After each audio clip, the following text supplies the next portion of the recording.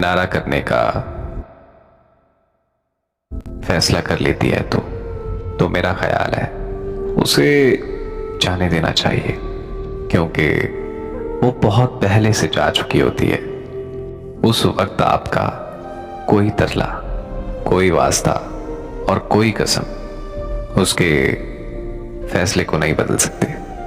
हाँ, अलबत्ता आप उसको मजबूर करके या फिर डरा कर रोक सकते हैं, लेकिन मजबूरी और डर से रखा हुआ ताल्लुक हमेशा नुकसान देता है, और वो नुकसान औरत और मर्द दोनों का ही होता है। हमारे माशरे के कुछ मर्द आगाज़े मोहब्बत या शादी में औरत को हद से ज़्यादा इज्जत और प्यार देते हैं, और कुछ वक्त गुजरने के बाद वो बदल जाते हैं। उन्हें इज्जत और प्यार देना मुकम्मल बंद कर देते हैं, और उसका नतीजा ये होता है कि वो औरत अंदर ही अंदर घुटन का शिकार होने लगती है। अल्लाह ताला ने औरत को बर्दाश्त की हिम्मत भी बहुत ज़्यादा दी है, तो वो औरत बर्दाश्त करती रहती है। लेकिन एक वक्त ऐसा आ जाता है कि औरत की बर्दाश्त मुकम्मल ख़त्म हो जाती है, और फिर वो अलैहदगी इख्तियार करने का सोच लेती है।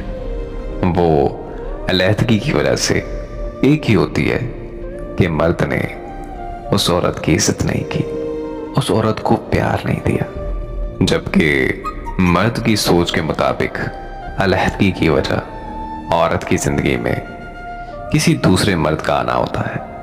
ऐसा मुमकिन भी हो सकता है, मगर औरत किसी दूसरे मर्द के पास तब ही जाती है जब वो पहले वाले मर्द से दुखी होती है, और फिर जब औरत छोड़कर जा रही होती है तो मर्द उसके तरले करने लगता है, उसे वास्ते देने लगता है, कस्में देने लगता है।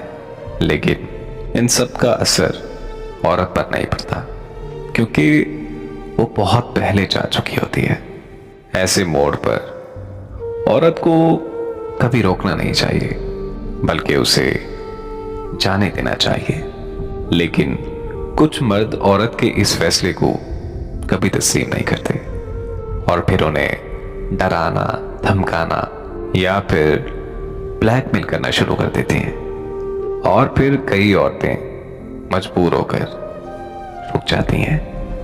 तब मर्द को लगता है कि सब ठीक हो गया है, जबकि ऐसा ताल्लुक जो ब्लैकमेलिंग से या फिर डरा धमका कर कायम रखा हुआ, उसका नतीजा बहुत ज्यादा खौफनाक होता है। ऐसा ताल्लुक मर्द और औरत दोनों को ज़हनी मरीज बना देता है, और कई लोगों की खुदकुशी का सबब भी बनता है।